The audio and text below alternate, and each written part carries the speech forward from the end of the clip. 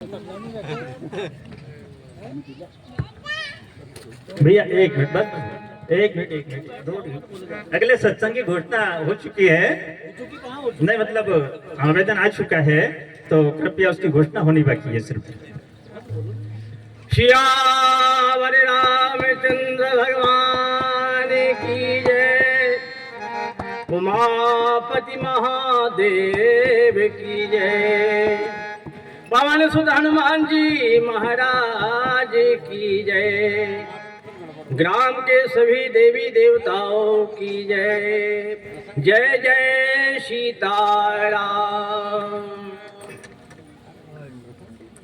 आदरणीय अध्यक्ष महोदय जी एवं मुख्य अतिथि, समस्त धर्म प्रेमी बंधु एवं श्रद्धामयी माता एवं बहनें, मैं सभी को हृदय से अभिनंदन करता हूँ, वंदन करता हूँ। देखिए, हम कोई बहुत बड़े विद्वान तो है नहीं, ना ही हमें उतना ज्ञान है, कोई रामायण जी का कोई ज्ञान नहीं, लेकिन थोड़ा बहुत पढ़ लेते हैं, बस उन्हीं का अनुकरण हम करते हैं। कृपया मैं सभी से हाथ जोड़कर विनम्र निवेदन करूंगा कि अगर कोई त्रुटि हो तो उसे माफ करिएगा। जैसे बाबा तुलसी ने भी लिखा है कि कभी न हो ही नहीं चतुर कहूं और मति अनुरूप राम गुण गाऊं। अर्थात मैं कोई कवि नहीं हूं और न कोई चतुर हूं, कोई बुद्धिमान नहीं हूं, पर जितनी परमात्मा ने मुझे बुद्धि दी है बस उसी के अनुसार मैं रामचरितमानस का गुणगान कर रहा हूं। यही बाबा तुलसी का कहना है। और मैं भी यही कहूंगा, एक छोटा सा भजन गाते हैं हम पद के रूप में कि मैं मूर्ख अति कुटिल कूर हूँ और सब पंचों के पैरों की धूल हूँ और खिदमत में हाजिर हुजर हूँ, कर जोर कहूँ सिरनाए के वर देना शुद्ध बानी हूँ। तो आइए प्रसंग की ओर चलते हैं। श्री गुरु चरण सरोज रज निज मन मुकुर सुधारी, बरनौ रघुबर विमल जसु जोदायक फल चारे, बुद्धिहीन तन जान के सुमरो पवन कुमार, बल बुद्धि विद्या देवो मोहे हरहु कलेश विकार। श्री तुलसीदास जी के पद कमल बारंबार मनाऊं, गुण गाऊं सिया राम के हनुमत होए सहाय। ये ग्रंथ जो है बड़ा अनमोल ग्रंथ है। 6 शास्त्र 18 पुराण 4 वेद, इनका रस इसमें भरा हुआ है। ये बड़ा अद्भुत ग्रंथ है। गांव ही वेद पुराण अष्टदश, 6 शास्त्र सब ग्रंथन को रस। तो राजेश्वरानंद जी ने एक कवित्त लिखा है कि ग्रंथ अनमोल है अपूर्व पूर्व ग्रंथन को, यद्यपि प्रसंग सब मिलत जुलत है, प्रेमी बन नाचे जाचे भक्ति श्री राघव जू की, द्रग खोल बाँचे द्रग हिया के खुलत है, चढ़त राजेश रंग चित्त सत्संगति को, मानस पढ़े ते मैले मानस धुलत है, प्रभु गुण गायक अनेक कवि वृंद, किंतु तुलसी की तुलना में काहू ना तुलत है, और तुलसी की तुलना में काहू ना तुलत है। अर्थात बाबा तुलसीदास ऐसे कवि हो गए हैं जो भूतो न भविष्यति, न हुए हैं न होंगे। कवि कुल कमल दिवाकर श्री गोसाई जो की कल दे नहारी कविता कमाल की, बिकल बिहाल जन बाच के निहाल भय, गली नहीं दाल ये कराल कली काल की। और तो वेदन को ज्ञान है, प्रमाण है पुराणन को, कि ग्रंथ में राजेश राजे राम नाम माल की ठोकी ठोकी ताल बुंदे कहते अभिमानी, किंतु काहू ने न पाई था तुलसी के ताल की, काहू ने न पाई था तुलसी के ताल की। चलिए प्रसंग की ओर चलते हैं, क्योंकि समय का अभाव। पर भैया प्रसंग जरा सा पूरा हो जान देना मालवीय जी। हाँ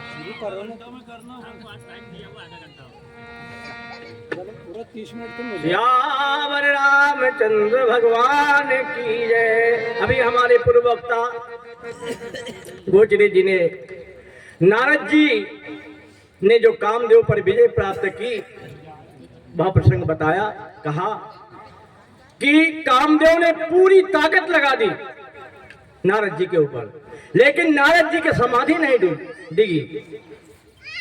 अब नारद जी को प्रणाम करके कामदेव तो चला गया, नारद जी ने उस पर क्रोध नहीं किया, लेकिन नारद जी को अभिमान हो गया, मैंने कामदेव को जीत लिया, मैंने कामदेव को जीत लिया। संसार में ऐसा कोई प्राणी नहीं है जो काम पर विजय प्राप्त कर सके। नारद जी मन में सोचने लगे, अहंकार आ गया, मद आ गया, घमंड आ गया, गुमान आ गया कि मैंने कामदेव को जीत लिया। मन में विचार किया, चलो अब कैलाश पर जाना चाहिए। कैलाश पर्वत पर भगवान शिव के पास पहुंचे और नारद जी ने कामदेव पर जो विजय प्राप्त की थी सारा का सारा वृतांत बता दिया, लेकिन भगवान भोलेनाथ को बात अच्छी नहीं लगी। अगर भगवान भोलेनाथ उनकी बात सुनकर और प्रशंसा करते कि वाह वाह कामदेव तुमने तो बहुत अच्छा काम किया, नारद जी आपने तो बहुत अच्छा काम किया, आपने तो कामदेव को जीत लिया, तो नारद जी को बहुत अच्छी लगती बात। लेकिन नारद जी की बात सुनकर भगवान भोलेनाथ सहम गए, सोचा कि नारद को अभिमान हो गया है, अच्छी बात नहीं है। तो कि दीन शंभुपदेश हित नहीं नारद ही सुहान, भरद्वाज कवतुक सुनहु हरि इच्छा बलवान, भरद्वाज कवतुक सुनहु हरि इच्छा बलवान। अर्थात जब नारद जी की बात भगवान शंभु को अच्छी नहीं लगी तो तुरंत वहां बताया और 1 मिनट भी नहीं ठहरे और वहां से चले गए। याज्ञवल्क्य जी कहते हैं कि हे भरद्वाज, ये तो सब भगवान का कौतुक है, ये भगवान की इच्छा है, हरि इच्छा बलवान। अर्थात जब कोई व्यक्ति सराहनीय काम कर लेता है तो उसे घमंड आ जाता है, अहंकार आ जाता है, मद आ जाता है। जैसे रावण ने अपने आप में मतलब कहलाता था कि मैं त्रैलोक्य विजयी हूं, बड़ा अहंकार आया रावण को कितने लोगों ने समझाया, रावण को हनुमान जी ने समझाया, रावण को मंदोदरी ने समझाया, रावण को विभीषण ने समझाया, रावण को प्रहस्त ने समझाया, रावण को माल्यवंत ने समझाया, लेकिन रावण मानने वाला नहीं है, क्योंकि हृदय में अभिमान बैठा है। दुर्योधन को कितने लोगों ने समझाया, लेकिन दुर्योधन मानने वाला नहीं है। जब किसी मनुष्य के हृदय में अभिमान बैठ जाता है तो चाहे कोई कितनी भी अच्छी बात कहे, लेकिन वो मानने वाला नहीं है। ऐसा नारद जी को भी बात अच्छी नहीं लगी। भरद्वाज जी कहते हैं कि चलो ठीक है, कोई बात नहीं, लेकिन ये परमात्मा की इच्छा है। भरद्वाज कवतुक सुनहि हरि इच्छा बलवान। भगवान जो चाहते हैं बस वही होता है। माता सती को मोह हुआ था, अभी पिछले प्रचारकों ने भी बताया कि माता सती को मोह हुआ था। बोले क्यों हुआ था? ये भगवान की इच्छा थी। भगवान की इच्छा ये थी क्योंकि भोलेनाथ ने माता सती को बहुत समझाया, लेकिन माता सती मानने को तैयार नहीं, परीक्षा लेने चली गई। तो भगवान भोलेनाथ कह रहे हैं कि हो यही सोई जो राम रची राखा। बोले हो यही सोई जो राम रची राखा, तो कर तर्क बढ़ा बैसाखा। बोले हरि इच्छा भावी बलवाना, हृदय विचारत शंभु सुझाना। बोले हरि की इच्छा है। सती को मोह नहीं होता, अपने शरीर का परित्याग नहीं करती, और शरीर का परित्याग नहीं करती तो माता पार्वती के रूप में जन्म नहीं होता, और जब जन्म नहीं होता तो तारकासुर का वध नहीं होता, तारकासुर का वध नहीं होता। इसलिए जो होता है सब भगवान की इच्छा से होता है। राम जो कीन चाहे सोई होई, करे अन्यथा अस नहीं कोई। संभव बचन सुनी मुनि नहीं भाए,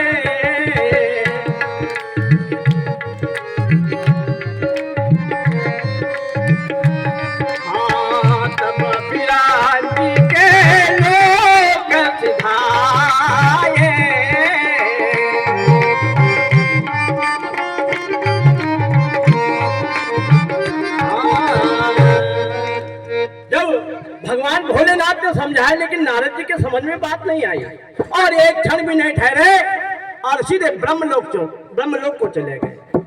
लेकिन ब्रह्मलोक को गए तो सही, लेकिन वहां यह चर्चा ब्रह्मा जी से नहीं की। क्यों? क्योंकि पिताजी है, और पिताजी को कामदेव को जीतने की कथा नहीं बता सकते।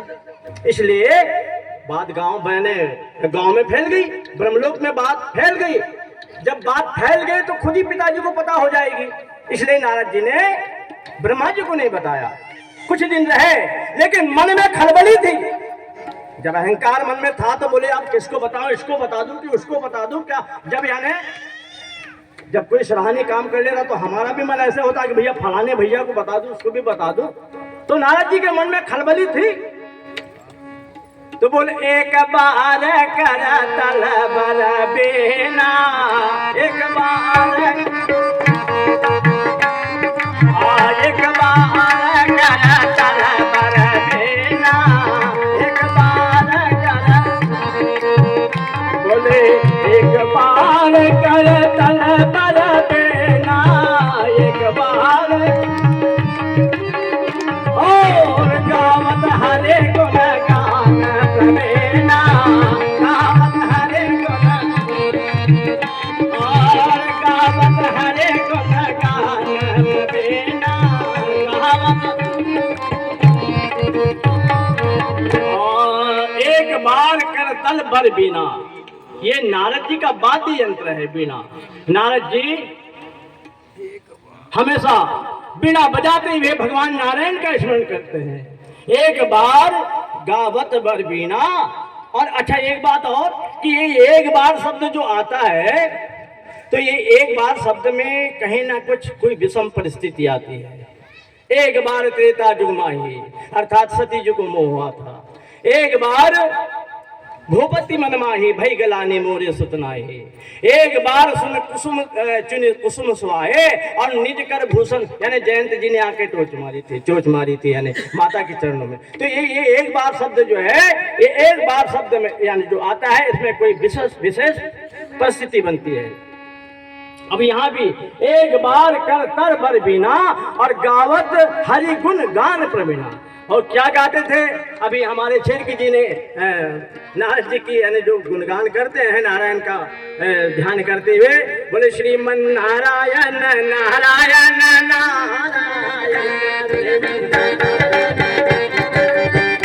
सभी लोग कहेंगे नारायण नारायण नारायण।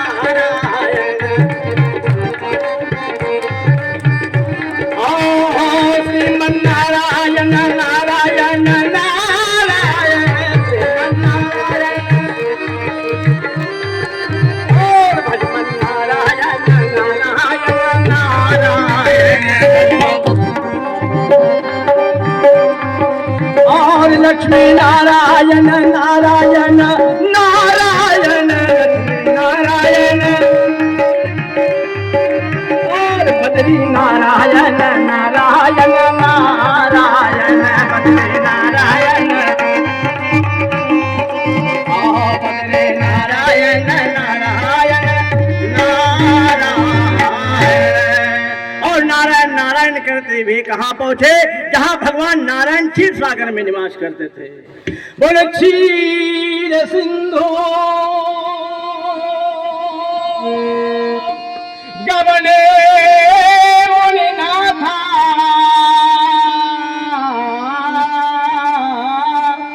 जहाँ बस श्रीनिवास श्रुति माता, जहाँ भगवान नारायण लक्ष्मी जी के साथ में विराजमान है। नारद जी वहां पहुंचे। श्रुति माता अर्थात श्रुतियां जिनका कथन करती हैं, जो वेदों के तत्व हैं, जो वेदों के मस्तक हैं, वेद जिनका सगुण और निर्गुण रूप से वर्णन करते हैं, वही और भगवान क्षीर सागर में चतुर्भुजी रूप धारण किए हुए माता लक्ष्मी के साथ शेष सैया पर विराजमान है। वहां पहुंचे। बोले जहाँ बस श्रुति निवास श्रुति माता, जहाँ बस श्री निवास श्रुति माता पहुंचे। श्रीमन्नारायण नारायण नारायण और जैसे भगवान ने देखा उठकर बैठे, खड़े हो गए। बोले हर दिल उठे प्रभु रमाने के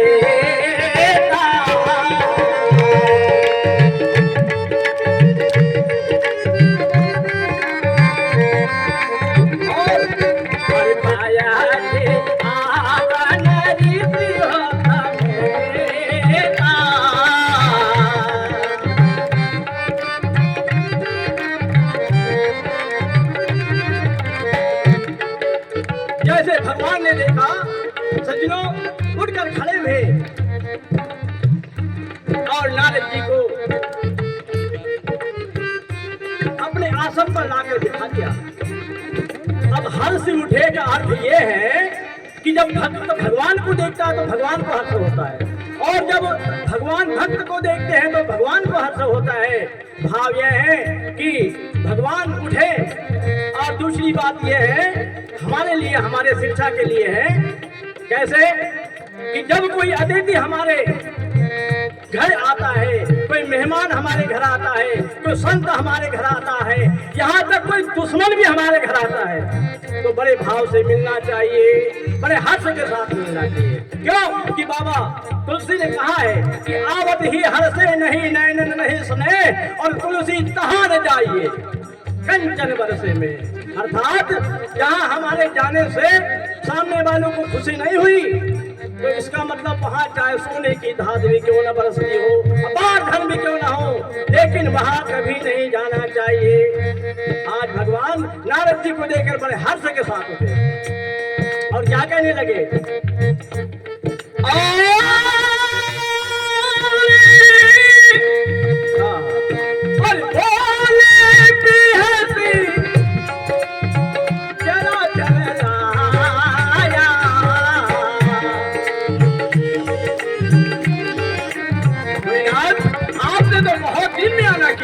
अभी तक कहाँ थे? और पहुँचे सीनन की नम निसाया।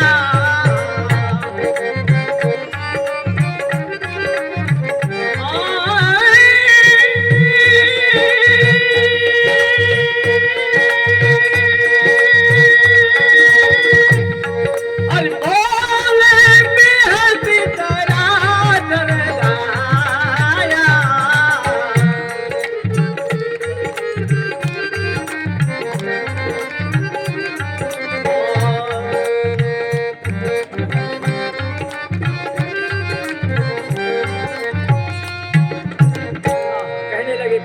अच्छा निज आसन, अब बैठे आसन यानी आसन पर जाकर बैठ गए। प्रणाम तक नहीं किया नारद जी ने। इतना गुमान, इतना घमंड था कि मैंने तो कामदेव पर विजय प्राप्त कर ली है, इसलिए भगवान को भी प्रणाम नहीं किया और जाकर बराबरी के आसन पर बैठ गए। बैठे आसन ऋषि समेता, जबकि नारद जी ने भगवान के साथ आसन पर नहीं बैठना चाहिए था, लेकिन नारद जी अभिमान के वश में, अहंकार के वश में है, गर्व के वश में है, घमंड है, इसलिए जाकर बैठ गए, प्रणाम नहीं किया। और भगवान कहने लगे, नारद जी वाह, बड़े मुस्कुराते हुए बोले, नारद जी अभी तक कहाँ थे, अभी तक क्यों नहीं आए? बहुत दिनन कीन मुनिराया, अरे बहुत दिनों के बाद आपने कृपा की है, अभी तक कहाँ थे? और जैसे पूछा भगवान ने, नारद ने पूरा का पूरा हाल बता दिया, कामदेव को जीतने का पूरा वृतांत बता दिया।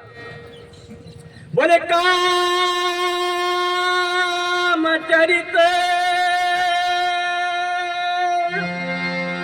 नारद सब भाते,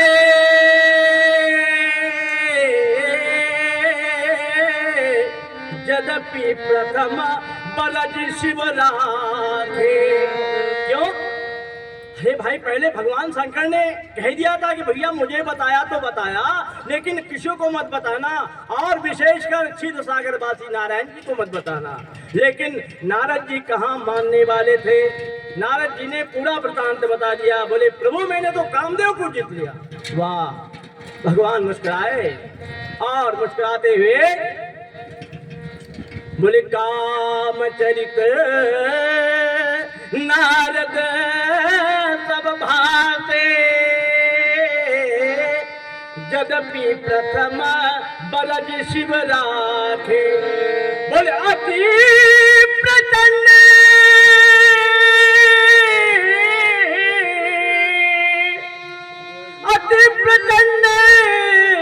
रघुपति की माया, और जो न मोह अस को जग जाया। ये भगवान की माया बड़ी प्रचंड है। संसार में ऐसा कौन प्राणी है जो भगवान की माया से मोहित ना हो? अर्थात भगवान की माया से कोई भी जीव है मोहित हो जाता है। ये भगवान की माया। अच्छा, ये माया भी तीन प्रकार की बताई है, चंड, प्रचंड और अति प्रचंड। तो बोले चंड माया किसकी है? बोले देवताओं की है। और प्रचंड माया ब्रह्मा और महादेव जी की है। और अति प्रचंड माया जो है ये भगवान रघुपति रघुनाथ जी की है। बोले अति प्रचंड रघुपति की माया, अरे जो न मोह अस को जग जाय। संसार में ऐसा कौन सा जीव है जिसने जन्म लिया है जो भगवान की माया से मोहित ना हो? मुझे दो लाइन की एक कविता याद आ गई, पद भैया।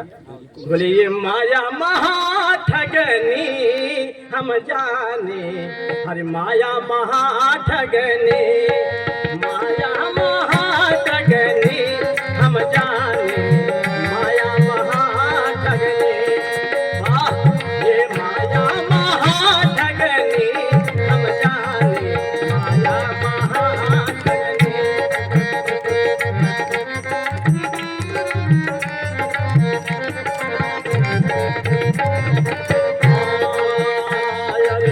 ब्रह्मा के घर रहे ब्रह्मा ने, ब्रह्मा के घर, और ब्रह्मा के घर रहे ब्रह्मा। भैया होले जी कहाँ जान लग गए? पटेल बाबा, विमराज भैया बैठो, थोड़ी देर बैठो। हाँ, ब्रह्मा के घर रहे ब्रह्मा ने, ब्रह्मा के घर, और शंकर भवन भवानी हम जाने, माया महा ठगनी, ओ माया महा ठगनी हम जाने, माया महा ठगनी, माया महा ठगनी।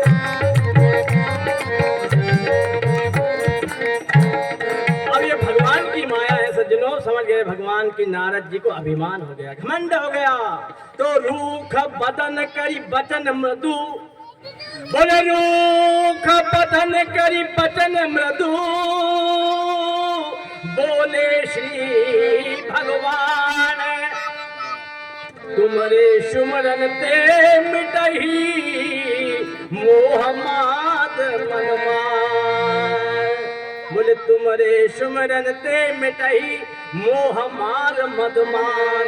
अरे बोले नारद जी वाह, तुम्हारे सामने भला कामदेव क्या कर सकता है? अरे तुम्हारे स्मरण मात्र से कामदेव भाग जाता है, काम क्रोध मोद मोह लोभ सब भाग जाते हैं, और कामदेव तुम्हारा क्या कर सकता है?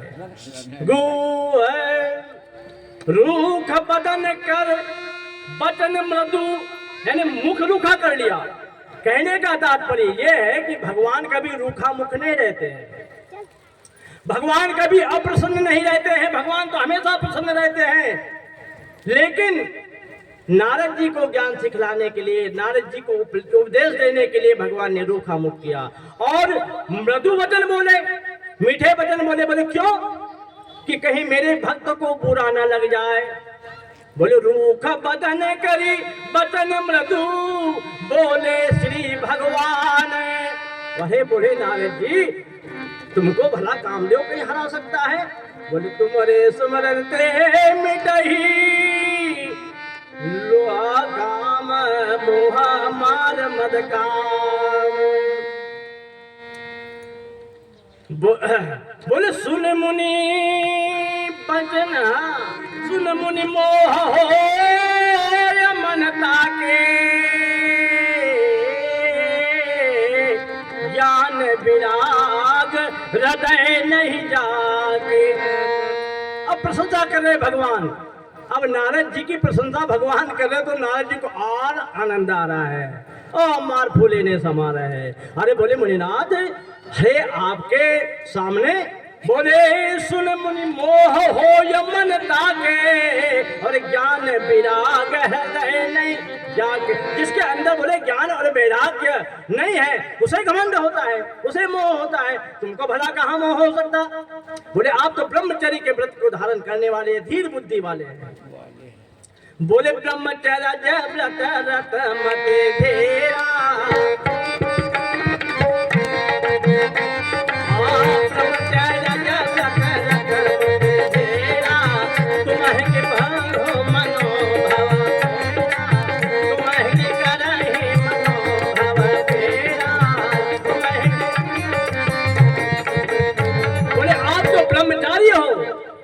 ब्रह्मचारी हो, ब्रह्म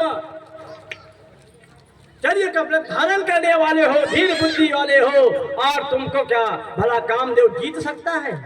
कदापि नहीं, ऐसा कभी नहीं होगा। और नारद जी प्रशंसा से फूले न समाये। अब नारद जी कहते बोले नारद कही भगवंडाया सहित अभिमाना कृपा तुम्हारी सकल भगवाना। क्या कहते हैं कि कृपा तुम्हारी सकल भगवाना। अरे बोले भैया ये बनावटी बात है, मन में भगवान ने सोचा कि ये बनावटी बात कर रहे हैं, अभिमान से बोल रहे हैं कि नारद कहे सहित अभिमाना और कृपा तुम्हारी सहित भगवाना। बोले प्रभु ये आपकी कृपा है, ये अभिमान है, इसमें अभिमान छिपा हुआ है, इस चौपाई में अभिमान छिपा हुआ है। नहीं तो हनुमान जी ने क्या कहा था? क्या कहा था हनुमान जी ने? भैया हनुमान जी ने क्या कहा था? लंका जला दी, निशाचरों को नाश कर दिया, कहे कछु मर्दस कहे हैं, कछु मारस कछु मर्दसी कछु मिलायसी धूरी, और अक्षय कुमार को मार डाला, अशोक वन को उजाड़ दिया। लेकिन क्या कहा? बोले सो सब तब प्रताप रघुराई और नाथ न कछु मोरी प्रभुताई। यह है विनम्रता, यह है विनम्रता। यानी इतना बड़ा कार्य करने के बाद भी कहा बोले प्रभु सब आपका प्रताप है, प्रभु प्रताप, प्रभु प्रताप से गरुड़ ही खाए परम लोग ब्याज। यानी ये सब प्रभु का। नारद जी क्या कह रहे हैं? नारद जी अभिमान के साथ कह रहे हैं, भगवान समझ गए।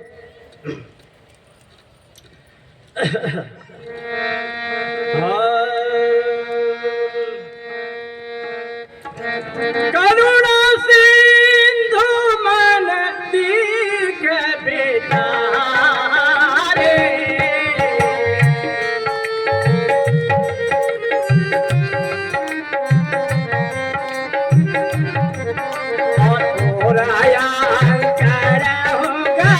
भातरु भारे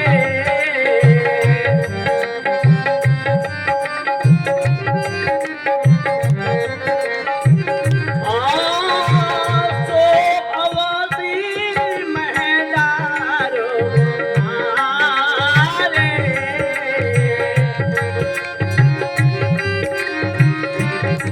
क्या कहते हैं और मैं तो अवधि डारो भारे बलहा महारा सेवा का हितकारे आगे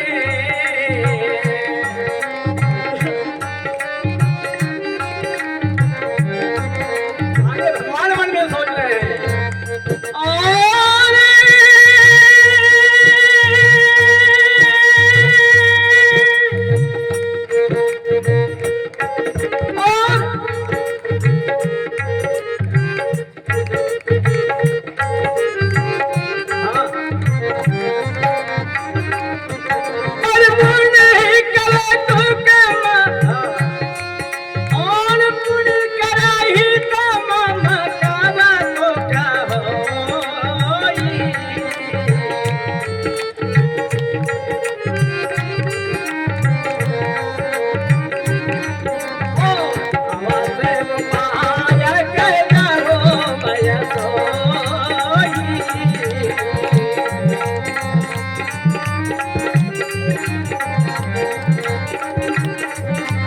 मुनि कौतुक मुनि कर हित मम कौतुक होई अर्थात मुनि का हित होगा। क्यों कि मुनि जो है ये माया जाल के फंदे से बच जाएंगे। मुनि कर हित मम कौतुक होई और मेरा कौतुक अर्थात आगे मैं माया की नगरी बनाकर इसे मोहित कराऊंगा और ये क्रोध में आकर मुझे श्राप देंगे। और श्राप क्या देंगे कि जिस प्रकार मैं स्त्री के विरह में व्याकुल हुआ आप भी बन बन स्त्री के विरह में व्याकुल होंगे। अर्थात मेरा अवतार होगा और अवतार होगा और भक्तों को सुख दूंगा, यानी मेरा खेल होगा, मेरा कौतुक होगा। भगवान मन में विचार कर रहे हैं। बोले मुने कर हित मम कवतुक होई अवश्य उपाय करहु मैं सोई। अवश्य उपाय करूंगा। और क्या उपाय करते हैं? अब नारद जी तो भैया यहाँ से चले गए। प्रशंसा सुनी मारे फूले न समाये घमंड के। और नारद जी तब नारद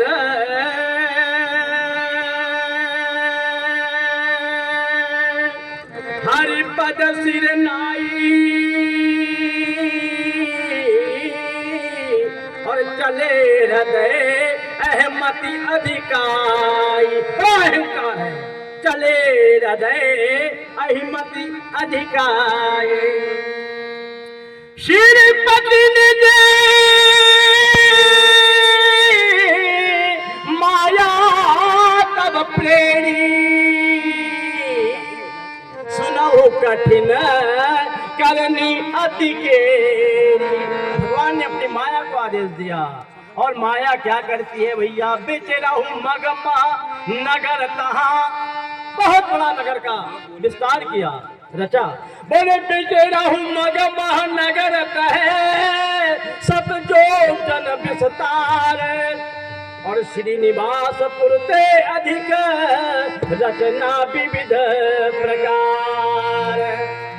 भगवान ने अपनी माया को आदेश दिया। भगवान ने जाकर नारद जी नहीं पहुंचे उसके पहले माया का नगर तैयार हो गया। और छोटा मोटा नहीं बाबूजी, छोटा मोटा नगर नहीं बनाया। सत योजन यानी 400 कोस लंबा चौड़ा। एक योजन में 4 कोस होता है तो सत योजन विस्तार। श्रीनिवास पुरते अधिक रचना विविध। नाना प्रकार की शिल्पकला, बड़ा सुसज्जित नगर बनाया गया। जैसे वो असली बैकुंठ जो है ना, असली बैकुंठ से भी नकली बैकुंठ अच्छा बन गया। वो कहते हैं ना बाइयां जो सोना पहनती कि सोना, असली सोना की चमक जरा कम होती है। और वो जो आजकल नया नकली जो आया कि नहीं वो बहुत चमकता है यानी। तो इसी प्रकार ये नया नगर जो माया का जो नगर है वो ऐसा चमचमा रहा है कि रचना विविध प्रकार। बोले बस ही तहा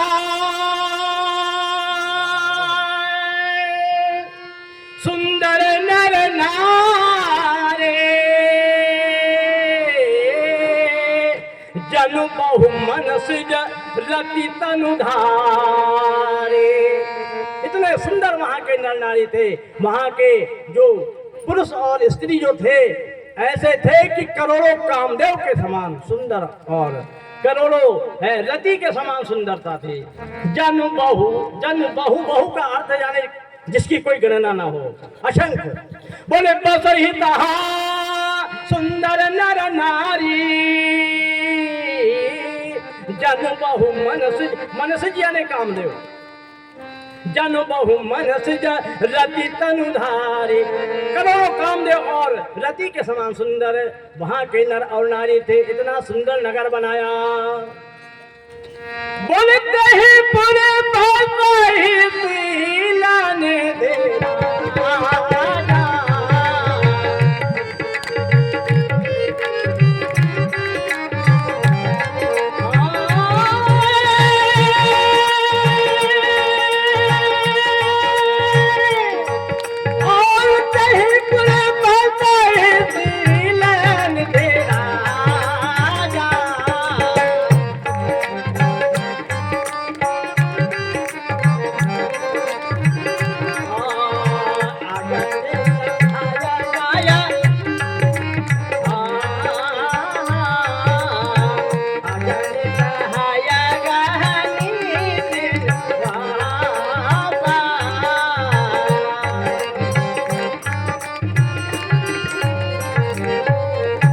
राजा का नाम क्या था? शीलनिधि राजा था। और वहां पर तेज बल गुण और नीति का निवास था। 100 इंद्र के समान वैभव था।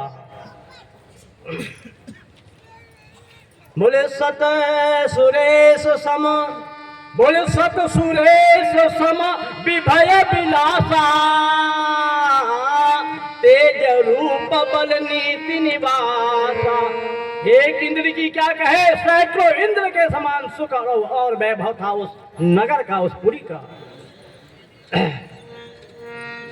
बोले तासु बोले विश्व मोहिनी, उस राजा की कन्या का नाम क्या था? विश्व मोहिनी, अर्थात सारे विश्व को मोहित करने वाली, वो विश्व मोहिनी नाम था। बोले विश्व मोहिनी तासु कुमारी, श्री विमोह जसु रूप निहार। विश्व मोहिनी अर्थात सारे विश्व को मोहित करने वाली उस कन्या का नाम था। अब देखो बाबा तुलसी लिखते हैं कि इतना सुंदर इतना सुंदर इतना सुंदर रूप था उस कन्या का, विश्व मोहिनी का, कि सारे विश्व को मोहित करने वाली थी। स्वयं माता लक्ष्मी भी इतनी सुंदर है, उसके बाद भी विश्व मोहिनी को देखकर माता लक्ष्मी भी मोहित हो गई। श्री विमोह जसु रूप निहारी। बाबा तुलसी लिखते हैं कि नारी कभी नारी के रूप को देखकर मोहित नहीं होती, अर्थात नारी चाहे कितनी भी सुंदर हो, लेकिन नारी कभी नारी के रूप को देखकर मोहित नहीं होती। बोले मोहे न नारी, उत्तरकांड में दिया है। बोले मोहे न नारी नारी कर रूपा, नारी कभी नारी के रूप को देखकर मोहित नहीं होती, लेकिन माता लक्ष्मी भी विश्व मोहिनी के रूप को देखकर मोहित हो गई। और भगवान की माया से बोले सोई हरि माया सब गुण खानी, हर सो बाता सुन जाय बखान। यानी उसकी सुंदरता का वर्णन नहीं किया जा सकता। भगवान की माया बड़ी प्रबल है, ये भगवान की माया है। और अब क्या हुआ कि भगवान की माया उस विश्व मोहिनी का स्वयंवर रचा गया। करहि स्वयंवर सोई पाला, करहि स्वयंवर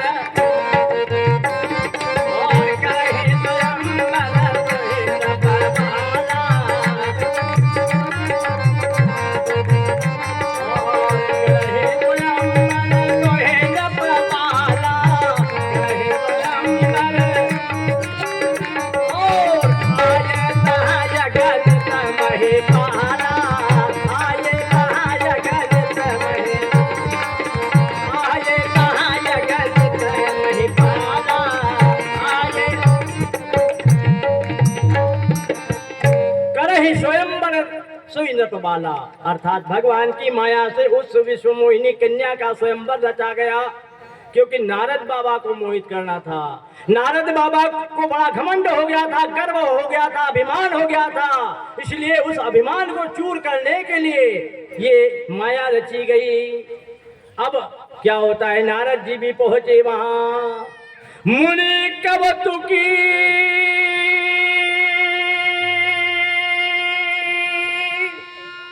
नगर तह गया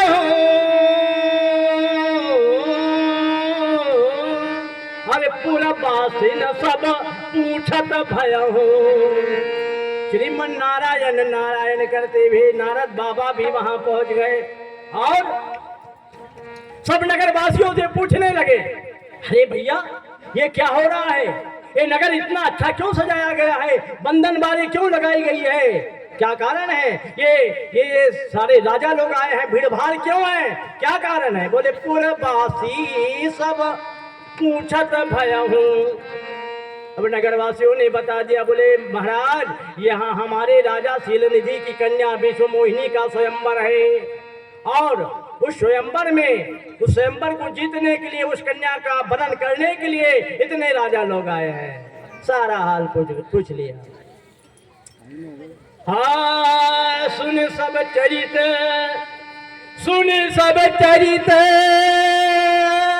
भूपग्रह आए और करी पूजा भूपति बैठाए। राजा शीलनिधि के भवन में आए नारद जी और राजा शीलनिधि ने बड़े भाव के साथ पूजन किया, चरणामत लिया, चरण धोए, पूजा की और उसके बाद कहा, मुनिनाथ अच्छा हुआ आपका आगमन हो गया शुभ अवसर पर। आज मेरी कन्या विश्व मोहिनी का स्वयंवर है, जरा इस कन्या के गुण और दोष को देखिए। बोले आन दिखाई नारद ही भूपति राजकुमारी, अरे कहो नाथ सब गुण दोष गुण यही के हृदय विचार। बोल कही नाथ गुण दोष यही के हृदय विचार। हे नाथ इस कन्या के हस्त रेखा देखिए और इसके गुण और दोषों का वर्णन कीजिए और इसको कैसा पति मिलेगा ये भी बताइए। अब आगे तो बता नहीं सकता, नहीं तो श्याम रामचंद्र भगवान की जय। तो बोले एक बार जाचत ही जाचत अजाचत हो तो और कौन जाचे, फिर जाचक जन जाको है, भाग तको भाग जगो ताको निश्चय से पता को लहरात नेतता को है, भक्त जन अभिराम करना धाम जाको नाम लेत, बात जात वीर वारधि को नाको है, पालक प्रजा के राजेश जो कृपा के सिंधु और तारक शिला को जो कुमार कौशला के है। ऐसे राघवेंद्र सरकार के चरणों में नमन करते हुए मैं अपने वाले को विराम देता हूं। बोलिए राजा रामचंद्र भगवान की। 130 दोहावली पर यह प्रसंग विराम की ओर है। आप सब जानते हैं इस प्रसंग का अर्थ। नारद मुनि ने हस्तरेखा जान ली, इस कन्या को जो कोई वरेगा उसको न कोई मार सकता है, वो अजर अमर हो जाएगा। तो आइए इसी बात पर थोड़ा सा ताली वाली बजा दिया करें हम लोग। तो आइए विराम की ओर चलते हैं। अब विराम के लिए हमारा दायित्व यहीं तक था, आगे समय मिलेगा तो फिर पुनः मंच पर पधारेंगे। मैं जिनको आज सबने आज प्रेम से सुना है उन्हीं प्रेमराज जी शेरकी जी को मैं आमंत्रित करता हूं, वे आए और समापन के मंच को विराम की ओर लेकर जाएं। एक बार जोर से श्री रामचंद्र जी का जयकारा लगाएंगे। जय जय श्री राम, जय जय श्री राम। बहुत बहुत धन्यवाद। अब